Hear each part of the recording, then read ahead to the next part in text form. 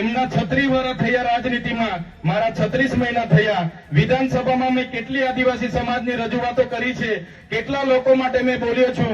લોકસભામાં એમણે કેટલી આદિવાસી સમાજ માટે અવાજ ઉઠાવ્યો છે. એ જ વાત પર એમનું પાણી મારું પાણી મપાઈ જશે. ચિગદામાં આમ આદમી પાર્ટીની પરિવર્તન સભા હતી અને એ સભા દરમિયાન જ્યારે ધારાસભ્ય ચૈતર વસાવા આદિવાસી વિસ્તારોની વાત કરી રહ્યા હતા ત્યારે મનસુખ વસાવા પર એમણે પ્રહાર કર્યા. આમ તો ચૈતર વસાવા અને મનસુખ વસાવાની લડાઈ એ ચાલતી જ રહેતી હોય છે, એકબીજા પર આક્ષેપ પ્રતિ આક્ષેપ ચાલતા રહેતા હોય છે.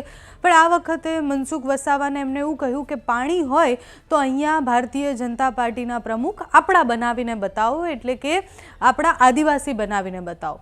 સાથે જ એમણે એવું કહ્યું કે મનસુખભાઈ મારા માટે જે એલફેલ બોલતા હોય મને એનાથી ફરક નથી પડતો, મારી લડાઈ એ સીધી પ્રધાનમંત્રી સાથેની છે. મહેશ વસાવાની પણ વાત કરી, સાથે જ મનસુખ વસાવા પ્રધાનમંત્રી ડેડિયાપાડા આવ્યા હતા એની વાત કરી અને ભારતીય જનતા પાર્ટી સામે કેવી રીતના લડવાના છે એ બધી જ વાત કરી.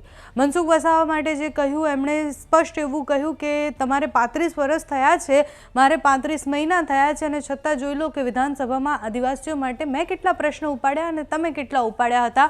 આદિવાસીઓ માટે તમે શું કર્યું છે એનો જવાબ તમે અને હિસાબ તમે આપો.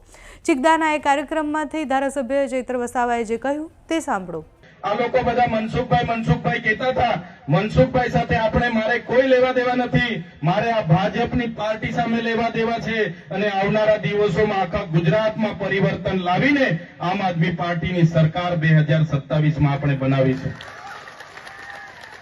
બાકી મનસુખભાઈ તો એલફેલ બોલે છે. કોઈ દિવસે મળે તો મારા તરફથી કહી દેજો.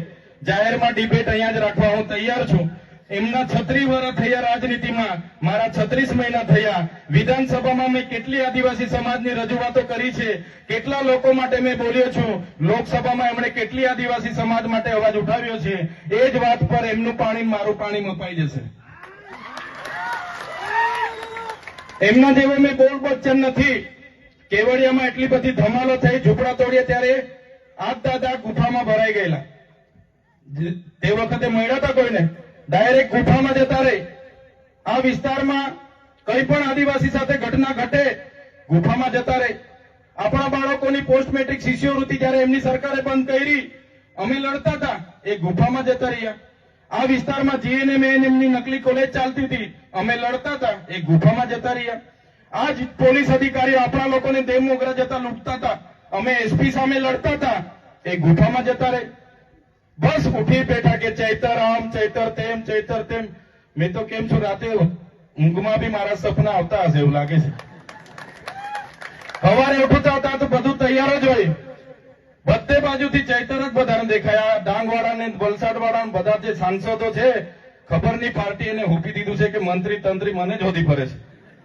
પણ આ તમારો દીકરો નાનો છે, પણ તમારા બધાની કૃપાથી, આશીર્વાદથી, ખૂબ સારી રીતે કુદરતની દયાથી આજે આપણે આગળ વધી રહ્યા છીએ, લોકોના નાના મોટા કામ કરીએ છીએ. ત્યારે આજે મારા સમર્થનમાં, મારા નેતૃત્વમાં ખૂબ સારા લોકો આમ આદમી પાર્ટીમાં જોડાયા છે. ઘણા લોકો ભાજપમાં હતા. ગોવિંદભાઈ હોય, અશ્વિનભાઈ હોય, એવા કેટલા વર્ષોથી ભારતીય જનતા પાર્ટીમાં એમણે સેવા આપી. એમણે બધું પોતાના પરિવારની જોખમે એમણે સેવા આપી, પણ પાર્ટી વાળા એમની કદર ના કરી. કોઈએ પૂછ્યું નહીં. મનસુખભાઈ ડેડિયાપાડા આવીને જોરથી બોલી જાય છે. મારે તો મનસુખભાઈને કહેવાનું છે, તમારામાં પાણી હોય ને તો નર્મદા જિલ્લાનો ભાજપનો પ્રમુખ એક આપણા વાળાને બનાવી આપો. તાકાત હોય તો પાર્ટીમાં રજૂઆત કરો કે ભાઈ આદિવાસી જિલ્લો છે, ભાજપનો જિલ્લો પ્રમુખ આદિવાસી જ હોવો જોઈએ એવી માંગ કરો. જોઉં છું પાર્ટીમાં તમારી કેટલી હેસિયત છે, ખબર પડી જાય પાર્ટી વાળા કેટલું તમારું સાંભળે છે. આ ચૈતર વસાવા પર 14 જિલ્લા છે, 14 જિલ્લાના કોણ પ્રમુખ બનશે ને વિધાનસભા કોણ લડશે, જિલ્લા પંચાયત કોણ લડશે ને તાલુકા પંચાયત કોણ લડશે, એ ચૈતર વસાવા નક્કી કરે છે. ચૈતર વસાવા 12 લોકસભા સંભાળું છું, 44 વિધાનસભા સંભાળું છું. આવનારી વિધાનસભામાં 44 વિધાનસભામાંથી 27 થી 28 ધારાસભ્ય ચૈતરભાઈની નેતૃત્વમાં વિધાનસભામાં જવા.